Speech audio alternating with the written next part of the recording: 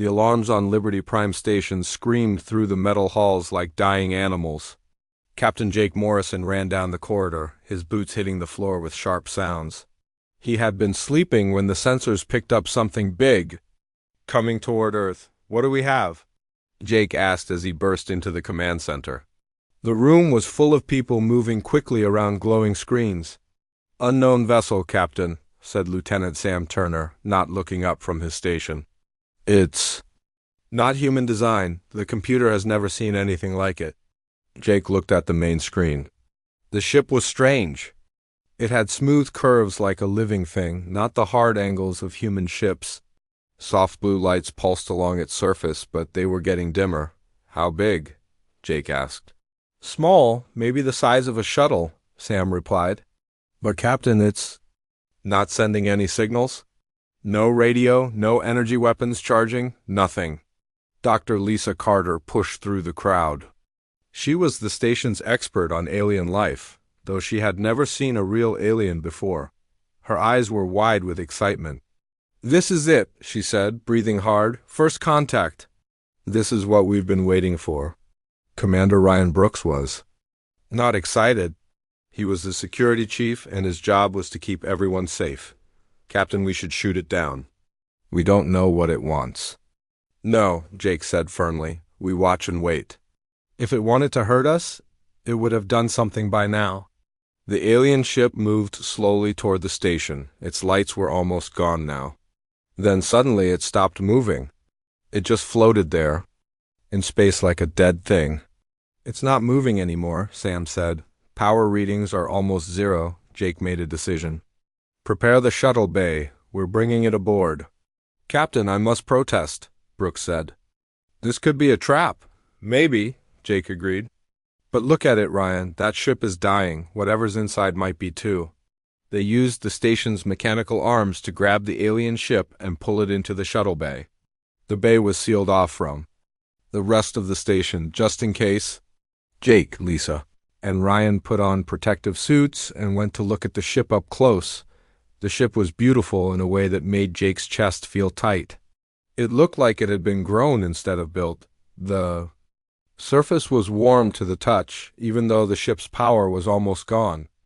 There's a door here, Lisa said, running her hands over the smooth surface. I think it's opening. The door slid open without a sound. Inside, they could see a single room with something that looked like a bed. But it was not a bed for humans.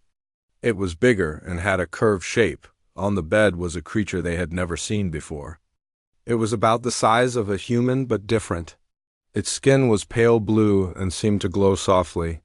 It had 4 arms instead of 2, and its face was longer than a human face. Its eyes were closed and it was not moving. Is it dead? Brooks asked.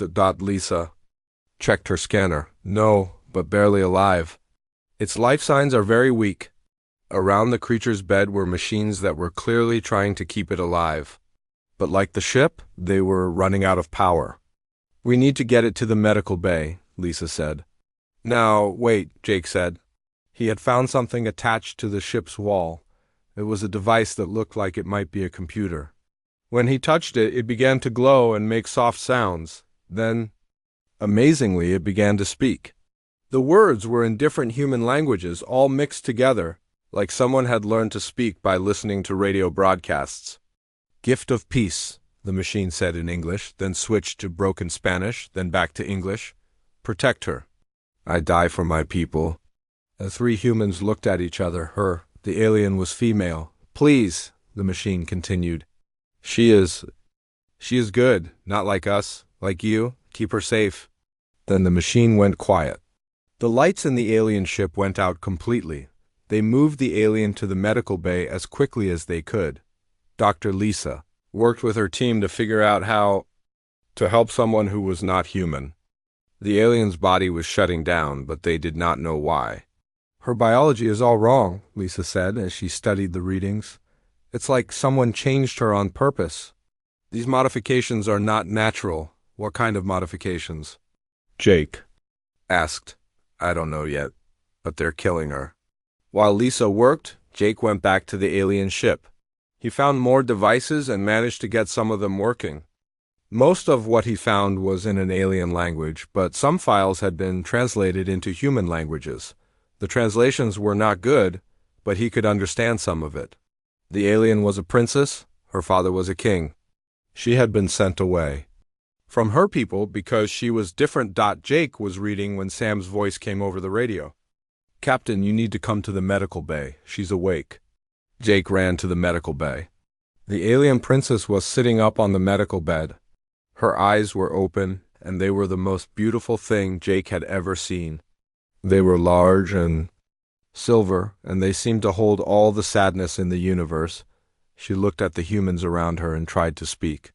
Her voice was soft and musical, but she was speaking in the alien language. "Do you understand English?" Lisa asked slowly. The alien princess nodded carefully. "Little bit," she said. Her accent was strange, but they could understand her. "I learned from your signals, your music, your words." "What's your name?" Jake asked gently. "I am Zara." She said, "I am daughter of King Vorthok. I am of the Threnody people. Why are you here, Zara?" Jake asked. Zara's silver eyes filled with what looked like tears. "My father ... he sent me. He tell me humans are kind to those who are different. He hope you will help." "Help with what?" "Death is coming," Zara said. "Great death. For your people, for my people, for all people." She struggled to find the words. "My father ... he tried to warn. But our people, they say no, they say let humans die." Jake felt cold. "What kind of death?" "The Kethmori," Zara whispered. "They eat worlds. They eat everything. They come for Earth." Brooks stepped forward. "How do we know you're telling the truth?" Zara looked at him sadly. "You do not." "But my father, he give his life to send me. He know they will kill him for this, but he say humans are only ones who save the lost ones." She touched her chest where her heart would be. "I'm lost one. My people, they make me wrong. They make me so. I cannot be with them, but Father, hope humans will understand." "What do you mean, they made you wrong?" Lisa asked. "They changed me," Zara said. "In here," she pointed to her body. "They make me feel things they do not feel. They make me care about others. They think this is ... the sickness. So they cast me out." Jake understood now. The alien princess had been changed by her own people because she had empathy, because she cared about others. And her father had sent her to humans because he knew humans would protect someone who was different. "When are they coming?" Jake asked. "The Kethmori?" "Soon," Zara said. "Very soon. And when they come, nothing can stop them. Nothing except ... She stopped talking and looked away. "Except what?" Jake pressed. "Except what my father put inside." Zara said quietly. "He put something in me that might help, but I do not know if it will work. I do not know if humans are strong enough." Jake looked at this strange, beautiful creature who had been rejected by her own people and sent across space to find help among strangers. He thought about what her father had said. "Gift of peace. Protect her. We'll figure it out," Jake said. "Together?" Zara looked at him with those silver eyes, and for the first time since she had awakened, she smiled. Outside the medical bay, alarms began to sound again.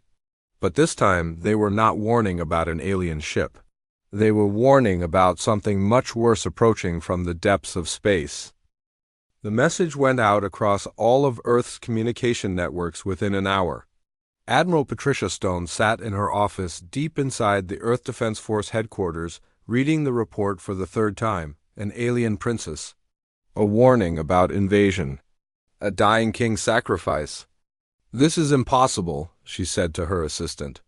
"How do we even know she's telling the truth?" Dr. Ben Harrison walked into the office without knocking. He was the military's best expert on alien minds, even though he had never met a real alien before today. "Admiral, I need to go to Liberty Prime immediately." "Ben, slow down. We don't even know what we're dealing with yet." "That's exactly why I need to go," Ben said. "This alien, Zara, she could be the key to everything. Or she could be the most dangerous thing that's ever happened to humanity." Admiral Stone looked at the photos from Liberty Prime, the alien princess. looked so strange, but also somehow familiar. Her eyes held intelligence and sadness that seemed almost human. "The President wants a full briefing in 2 hours," the Admiral said. "What do I tell her?" "Tell her that we're about to find out if humanity is ready for the universe." On Liberty Prime, Captain Jake Morrison was having his own problems. News of the alien had spread through the station faster than a fire. Some of his crew wanted to see her, others wanted her locked up. A few wanted her thrown out of the airlock. "Captain, we have a situation," Commander Brooks said as he entered Jake's office. "Half the crew thinks she's some kind of angel sent to save us. The other half thinks she's a demon come to destroy us." Jake rubbed his tired eyes. "What do you think, Ryan?" "I think she's a scared girl who's very far from home," Brooks said.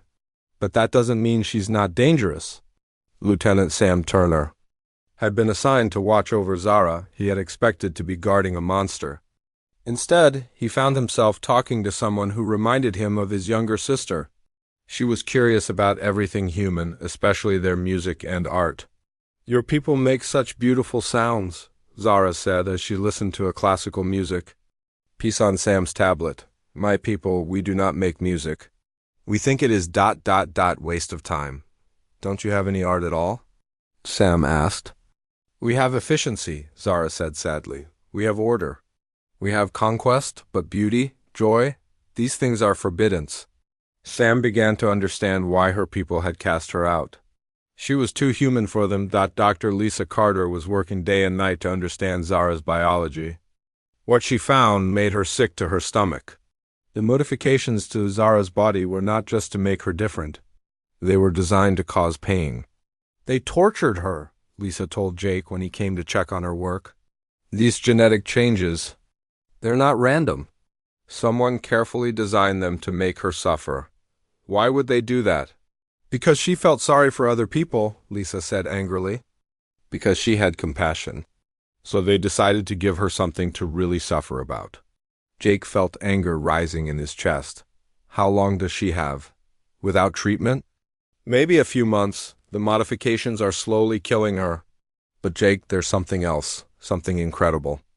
Lisa pulled up a complex diagram on her computer. "Her DNA has been changed in other ways too. She's been made compatible with human genetics. Not just to talk to us, but to actually share biological information with us." "What does that mean?" "It means her father was planning this for years. He didn't just send her here to warn us. He sent her here to become part of us." 2 days later, Dr. Harrison arrived on Liberty Prime with a full team of scientists and military experts. They sat up in the station's main conference room to interview Zara. Zara sat at the table, looking small and fragile under the bright lights. She answered their questions in her careful, broken English, trying to explain things that had no human words. "The Kethmori are not like us," she said. "They are not like you. They are one mind in many bodies. They learn from everything they eat. Every world they destroy makes them stronger." "How many ships?"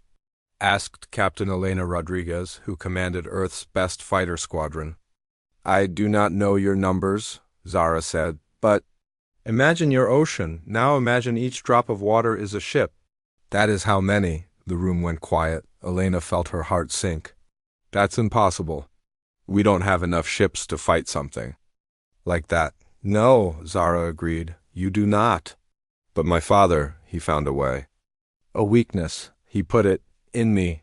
Dr. Harrison leaned forward. "What kind of weakness?" "The Kethmori, they share one mind. This makes them strong, but also fragile. If you can hurt the mind, you hurt them all.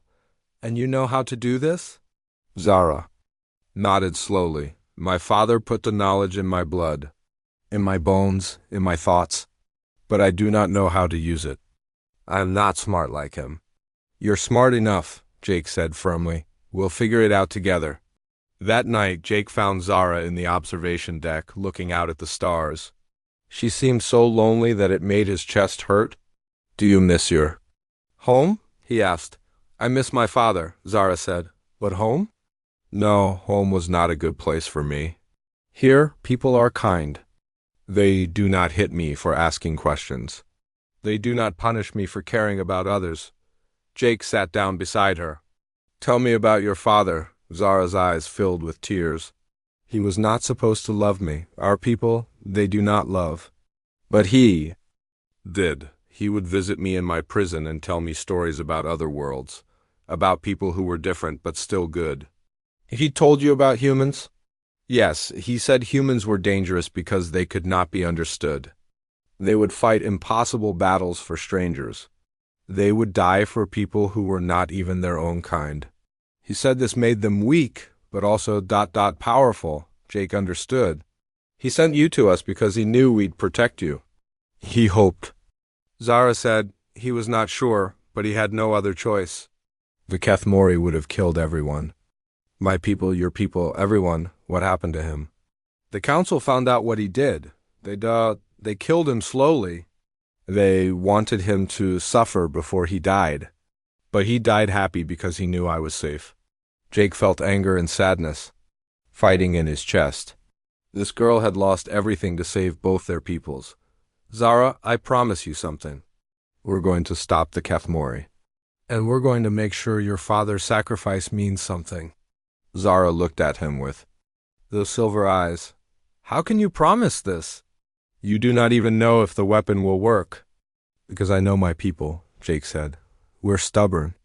We don't give up, and we don't let down our friends. The next morning, long-range sensors detected something that made everyone's blood run cold. A massive fleet was approaching from the outer system.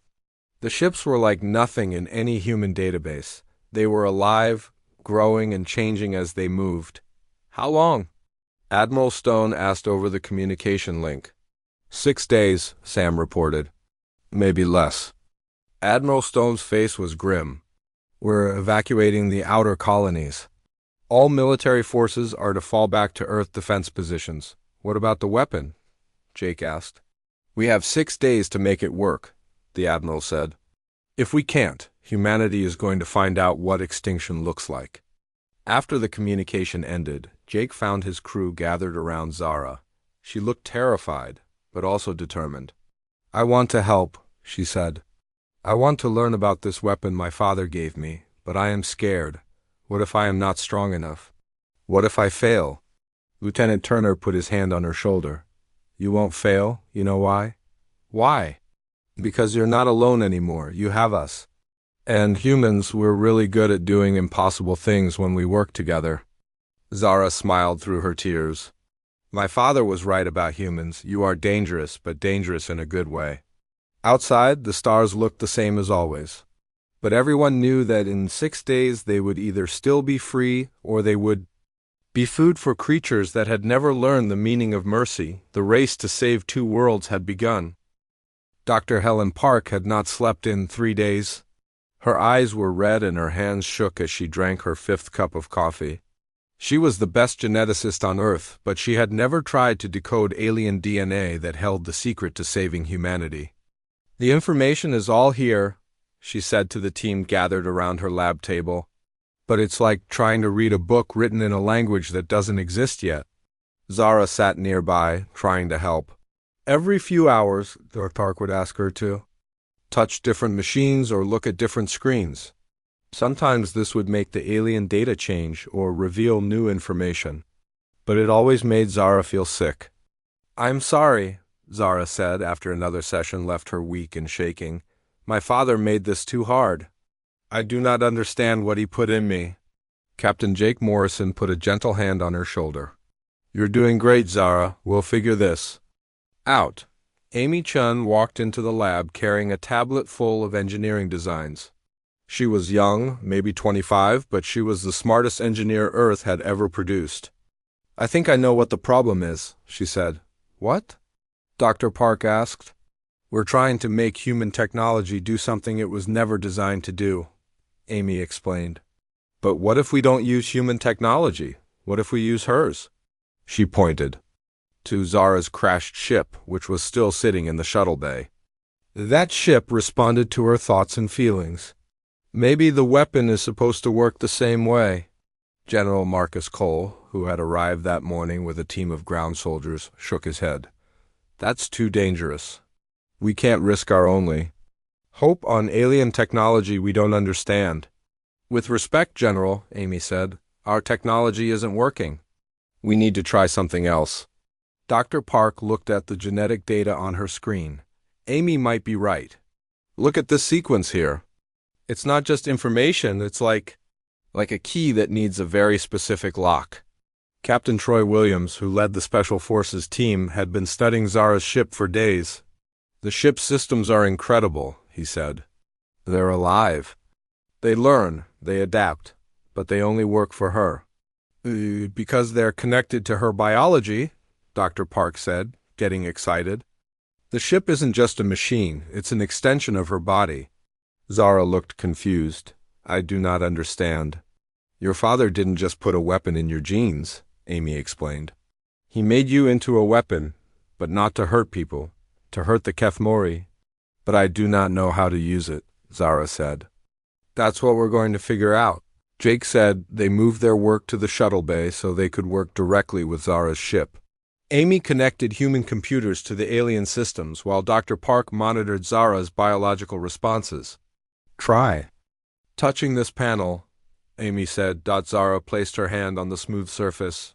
The ship immediately came alive. Lights flowed like water through its organic walls. The air filled with a soft humming sound. It's working, Amy shouted. The ship is responding to her DNA signature. But then Zara screamed. She pulled her hand away from the panel and fell to her knees. Blood ran from her nose and her silver eyes rolled back in her head. The modifications, Dr. Park said as she checked Zara's vital signs. They're fighting against the ship's systems. Her own people made sure she couldn't use her father's gift. Lieutenant Sam Turner helped Zara to her feet. She was pale and shaking. I am sorry, she whispered. I am broken. I cannot help you. You're not broken, Sam said firmly. You're hurt. There's a difference. General Cole watched from across the bay. This isn't working. We need a backup plan. There's no backup plan, Jake said. This is it. We make this work or we all die. Dr. Park had an idea. What if we can fix the modifications? Not remove them, but work around them? How? Human technology? Dr. Park said, we create a buffer system. Something that lets her interface with the ship without the modifications causing pain. Amy's eyes lit up, like a translator. Something that speaks both human and alien. They worked for 2 straight days. Human engineers and alien biology, Earth computers, and living alien systems. It should not have worked, but somehow it did. The breakthrough came when Zara was listening to music on Sam's tablet. She was humming along to a song when the alien ship suddenly began to glow brighter. The music, Amy said. It's responding to the music. My father loved music, Zara said. He said it was the most human thing he ever found. Dr. Park understood. Emotional resonance. The ship doesn't just respond to her DNA, it responds to her feelings. Her father built love into the weapon. They created a new interface. Part human technology, part alien biology, and part pure human emotion. When Zara touched it, the ship sang. I can feel it, Zara said, tears flowing down her face. I can feel what my father put inside me. The knowledge. The weapon. It's like a song that wants to be sung. Can you use it? Jake asked. I think so, but it will hurt. The modifications, they will fight me every step of the way. We'll find a way to help with the pain, Dr. Park promised. But before they could test the weapon, alarms began blaring throughout the station. The Kethmori fleet had arrived early. Captain Elena Rodriguez's voice came over the communication system. All fighters to battle stations. The enemy is here. Jake looked at the main screen. The Kethmori fleet was massive beyond imagination. The ships were alive, growing and changing as they moved. They looked like giant insects made of metal and flesh. How many? General Cole asked. Thousands, Elena replied. Maybe tens of thousands. They're not attacking yet. They're just watching. Then something happened that no one expected. One of the Kethmori ships sent a message. It was in perfect English. Humans, the voice said. It sounded like 1,000. Voices speaking at once. We have come to consume your world. But first, we want the daughter of Vorthek. Give her to us, and we will make your death quick. The command center went silent. Everyone looked at Zara. She was standing very still, her silver eyes wide with fear. They know about me, she said quietly. How? Jake asked. Because they consumed my world first, Zara said. They ate my people. They learned everything my people knew, including the fact that my father sent me here. General Cole stepped forward. Maybe we should consider their offer. If giving her to them saves billions of human lives. No, Jake said firmly. We don't abandon our people. Ever. She's not our people, Cole argued. She's an alien. Lieutenant Turner stood up. She's our friend. That makes her our people. Amy Chun nodded. She's risked everything to help us. We don't give up on her now. Dr. Park looked at her research. Besides, if we give her to them, they'll learn about the weapon. Then they'll be able to defend against it. Zara listened to the humans arguing about her fate. Finally, she spoke. I will go to them. What? Jake said. No, absolutely not. If my death saves your people, then it is worth it, Zara said.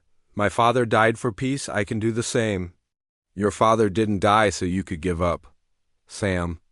Saad, he died so you could live, so you could help us fight? But I might not be strong enough, Zara said. The weapon might not work. I might fail everyone. Jake knelt down so he was at her eye level. Zara, listen to me. Failure is not about being strong enough. Failure is about giving up. And we don't give up. Not on each other, not on hope, and definitely not on you. The Kethmori voice came over the communication system again. You have 1 hour to decide. After that, we begin the harvest. Admiral Stone's face appeared on the screen. All ships. Prepare for battle. We're going to test this weapon. Admiral, it's not ready, Dr. Park said. We need more time. Time is what we don't have, the Admiral replied. Can it work? Dr. Park looked at Zara, who was standing straighter now, her fear replaced by determination. Ask me in an hour, she said. Amy Chun began connecting the final systems. If we're going to do this, we need to do it right. Zara, are you ready? Zara looked around at all the humans who had become her family. They believed in her. They were willing to die for her. She could do no less for them. I am ready, she said. Let us see if my father's love is stronger than their hate. Outside, the Kethmori fleet began to move toward Earth. The battle for humanity's survival was about to begin. Director Alex Harper stepped off his shuttle onto Liberty Prime with 20 armed guards behind him. He was a thin man with cold eyes and a smile that never reached them. Captain Jake Morrison met him at the airlock, already knowing this was trouble. Director Harper, Jake said carefully. I wasn't expecting Earth intelligence, Captain Morrison, Harper replied. I'm here for the alien. We're taking her back to Earth for proper questioning. She's not going anywhere, Jake said firmly. She's under my protection, Harper's smile got colder. Captain, you seem to forget who gives the orders here. The alien is too valuable to risk on your little science experiment. We need to extract every piece of information from her mind before it's too late. She's not an information source, Jake said. She's a person who's trying to help us. She's an alien, Harper said, and in case you forgot, we're at war. Down in the lab, Dr. Helen Park was making the final connections to their hybrid weapon system. Her hands shook as she worked. The Kethmori fleet was getting closer every hour, and their weapon was still untested. Zara sat nearby, watching the human woman work. Dr. Park, you are afraid? She said softly. Yes, Helen admitted. I'm terrified. This weapon could save us all, or it could kill you. I don't know which. I am not afraid to die, Zara said. I am afraid to fail. My father trusted me with this gift. What if I'm not worthy of it? Amy Chun looked up from her computer. Zara, worth isn't about being perfect. It's about trying to do the right thing even when you're scared. Lieutenant Sam Turner had been standing guard outside the lab when Harper's men arrived. I'm sorry, he told Zara as the guards surrounded her. I tried to stop them. Harper walked into the lab like he owned it. Princess Zara of the Threnody Empire, you're coming with me. No, Zara said simply. I stay here. These people are my friends. You don't have a choice, Harper said. He nodded to his guards, who stepped forward. Captain Jake Morrison arrived, with Commander Ryan Brooks and more station security. Director, I'm ordering you to stand down. You can't order me to do anything, Captain, Harper said. I have authority from the President herself. Dr. Kevin Morgan, the station's psychologist, had been working with Zara to help her deal with the trauma of her exile. He stepped between Harper's guards and Zara.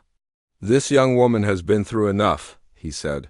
She's suffered torture, exile, and the loss of her father. She doesn't need to be interrogated like a criminal. She's the key to saving humanity, Harper said. If we have to hurt her feelings to get the information we need, that's a small price to pay.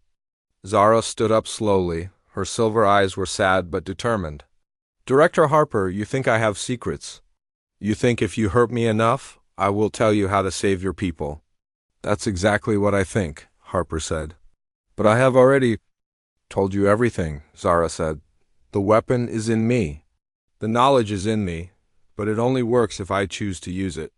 And I will only use it to help my friends. Colonel Janet Price, who had come with Harper's team, stepped forward.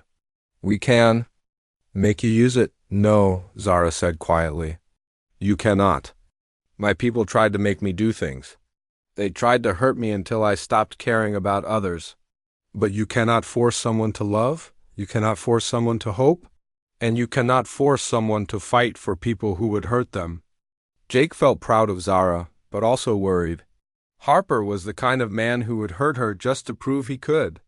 Maybe we should let the director try his way, suggested General Marcus Cole, who had been watching quietly. If the alien won't cooperate willingly, perhaps she needs motivation. Her name is Zara, Sam said angrily, and she's done nothing but try to help us. She's an alien, Cole replied. We can't trust her completely.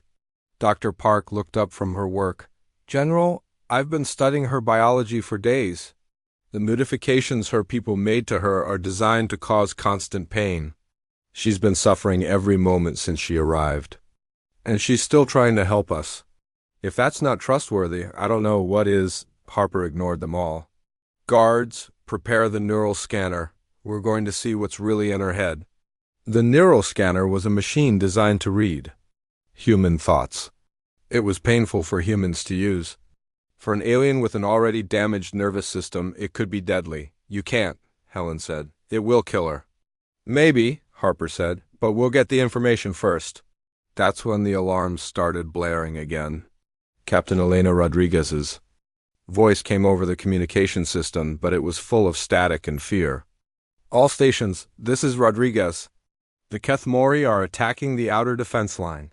We need ... Oh God, they're everywhere. The sound of weapons fire and screaming came through the speakers. Then silence. Admiral Stone's face appeared on the main screen, but her image was breaking up. All remaining forces fall back to Earth. The outer colonies are lost. Repeat, the outer colonies are lost. How many people? Jake asked, his voice tight. 3 million, the Admiral said. 3 million people are dead. The room went silent. 3 million human beings, gone in less than an hour. Zara began to cry. Not the quiet tears she usually shed, but deep, painful sobs that shook her whole body. I'm too late, she said. My father's sacrifice was for nothing. No, Sam said, kneeling beside her. This is exactly why we need to fight. For them, for everyone we can still save. Harper looked at the destruction on the screens and made his decision. Start the neural scanner, now. Director, please, Dr. Morgan said. She's already traumatized. This could destroy her mind completely. Better a broken alien than a dead humanity, Harper said coldly. That's when Captain Troy Williams and his Special Forces team entered the lab. They had been working on Zara's ship, but they had heard everything through the communication system. Director, Troy said quietly, I think you should reconsider. Captain Williams, you're out of line, Harper said. Maybe, Troy replied. But I've been working with that ship for days. It's not just technology, it's alive. And it only responds to her when she's willing to work with it. You hurt her. You break the connection. You break the connection, we lose our only weapon.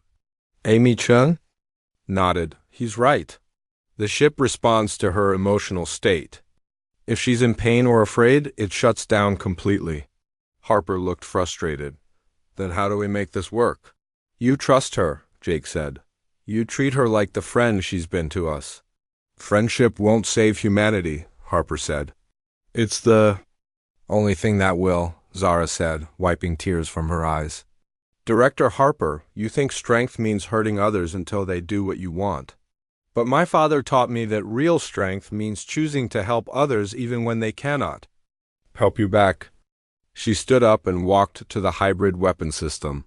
I will use my father's gift. Not because you force me to, but because I choose to. Because these people showed me what my father meant when he said humans were different. What did he mean? Harper asked, despite himself. He said humans were the only people in the universe who would die for strangers, Zara said. Who would protect someone just because it was right, not because it helped them. She placed her hand on the weapon interface. Immediately, the room, filled with light and music. The alien ship in the shuttle bay began to sing. I can feel it, Zara said. The weapon. The knowledge. But Director Harper, I need you to understand something. What? This weapon will work, but using it will kill me. The modifications my people made, they make it impossible for me to survive the connection. So I need to know that my death will mean something. I need to know that you will protect others the way these people protected me. Harper stared at her. You're willing to die for us? For humans you barely know? I am willing to die for the idea that someone, somewhere, chooses. Love over fear, Zara said. My father died believing that. I can do no less. Jake felt his heart breaking. Zara, there has to be another way. There is no other way, she said. But that is okay. I have had friends. I have known kindness. I have seen what my father meant. About humans, that is enough for a lifetime. Through the windows, they could see the Kethmori fleet approaching Earth. Thousands of living ships, hungry for destruction. It's time, Zara said. Zara placed both hands on the weapon interface. The moment she made contact, pain shot through her body like lightning. She screamed, but she did not let go. The alien ship began to glow brighter than the sun. Zara, stop! Lieutenant Sam Turner shouted. You're killing yourself. I know, Zara said through gritted teeth. Blood ran from her nose and ears. But this is the only way. Dr. Helen Park watched the readings on her screens with horror. Zara's body was burning itself out from the inside. Her nervous system is overloading. She has maybe 2 minutes before complete failure. Captain Jake Morrison grabbed the communication device. All Earth ships prepare to receive targeting data. The weapon is activating. Through the pain, Zara could feel her father's gift awakening inside her. It was like a song that had been sleeping in her blood, waiting for this moment. The knowledge flowed through her mind like water, showing her exactly how to hurt the creatures that had destroyed so many worlds. I can see them, she whispered. I can see their minds. They are all connected like fingers on a hand. If I can cut the hand ... The hybrid weapon system began to change. Human technology and alien biology merged together in ways that should have been impossible. The ship itself became part of the weapon, its living walls pulsing with energy that felt like pure emotion. Amy-chan watched her instruments in amazement. The power levels are off the charts. This isn't just a weapon. It's something completely new. On Earth, President Maria Santos stood in the war room watching the battle unfold on giant screens. The Kethmori fleet had reached the inner system and was destroying everything in its path. Millions more humans were dying every minute. Admiral Stone, what's the status of the weapon? She asked. Charging now, Madam President, Admiral Stone replied. But I have to warn you, we're not sure what will happen when it fires. The Kethmori ships seemed to sense something was wrong. They began moving faster toward Earth, as if they knew time was running out on Liberty Prime. Director Harper watched Zara sacrifice herself and felt something he had not felt in years, shame. Is there anything we can do to help her? He asked. Quietly. Just don't let her die for nothing, Jake said. Zara's body was failing, but her mind was expanding. She could feel every Kethmori in the fleet, all connected to the same terrible intelligence. They were not evil, she realized. They were just hungry. They had been hungry for so long that they had forgotten how to be anything else. I understand. Now, she said, her voice getting weaker. My father put more than a weapon in me. He put hope. The ship began to sing, not the harsh sounds of war, but something beautiful and sad and full of love. It was the song her father used to hum when he visited her in prison. It was the song of a parent's love for a child who was different, Captain. Elena Rodriguez was leading the fighter squadrons in a desperate battle against the Kethmori advance ships. All fighters hold the line. Whatever's happening on Liberty. Prime, buy them time. But her fighters were being destroyed faster than they could fight back. The Kethmori ships adapted to every weapon, every tactic. Nothing human technology could do seemed to hurt them. Then something impossible happened. A pulse of energy swept out from Liberty Prime. It was not visible light or radio waves or anything humans had ever seen before. It was pure emotion made into energy. Love and hope and the desperate desire to protect others. When the pulse hit the Kethmori fleet, everything changed. The massive bioships suddenly stopped moving. Their weapons went silent. For a moment, the entire fleet just floated in space.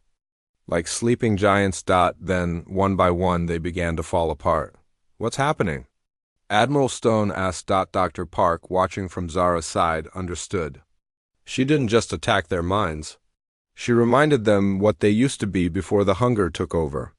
The Kethmori had once been a peaceful people, millions of years ago. But they had encountered something that changed them, made them hungry. For everything they could consume, Zara's weapon did not destroy them. It gave them back their memories of what they had lost. Across the fleet, Kethmori minds began to wake up. They remembered having families, creating art, feeling love. The hunger that had driven them for so long suddenly felt like the nightmare it had always been. Many of the ships simply shut down, their crews overwhelmed by the return of emotions they had forgotten. Others turned away from Earth and began the long journey home, desperate to undo the damage they had caused. But the weapon came at a price. Zara collapsed as the energy pulse faded. Her body was shutting down completely. The genetic modifications that had tortured her for so long were finally killing her. Zara, Sam knelt beside her, but there was nothing he could do. Did it work? She whispered. Yes, Jake said, tears in his eyes. You saved everyone. You saved both our peoples. Zara smiled. My father would be proud. Dr. Park was frantically checking her medical equipment. Wait, there's something strange happening to her genetics. The weapon discharge, it's changing something. Amy Chun looked at her readings. The ship is still connected to her. It's trying to repair the damage. Is that possible? I don't know. This is beyond anything we understand. What they did not know was that King Vorthak had built one final gift into his daughter's genetics. A repair system that would only activate if she ever chose to use the weapon to save others instead of herself. Slowly, impossibly, Zara's body began to heal. But she was changing. Her alien features were becoming more human while keeping the best parts of what she had been. She was becoming something new, something that belonged to both worlds. 3 days later, Zara woke up in the medical bay feeling different. She looked at her hands and saw that her blue skin had become a soft silver.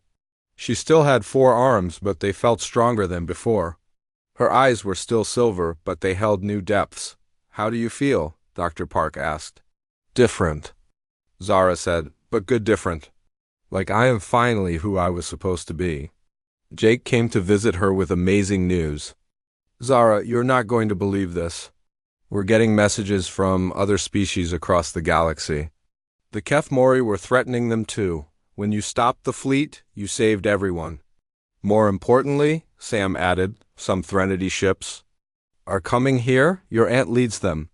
She says your father's sacrifice inspired a revolution. The people who wanted to help humans have taken control. Zara began to cry, but they were happy tears. My father's dream is coming true. Ambassador John Clark, who had been sent to plan for post-war relations, entered the room. Princess Zara, your aunt has made a proposal. She wants to establish a joint colony where humans and Threnody can learn to live together. She's asked if you would lead it. Zara looked around at all the humans who had become her family. I will do it, but only if my friends can come with me.